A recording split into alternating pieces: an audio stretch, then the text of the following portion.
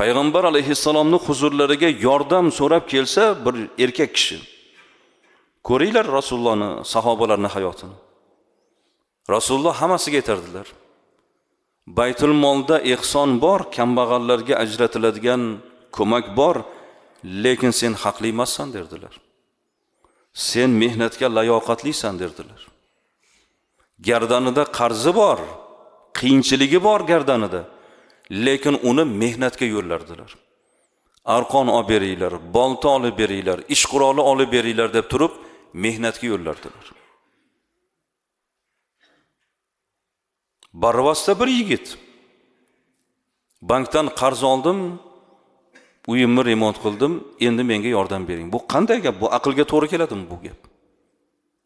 Shuning uchun azizlar, Alloh taolo bu dunyodagi eng go'zal bizni fazilatimizni, omonatimizni ko'tarmasin.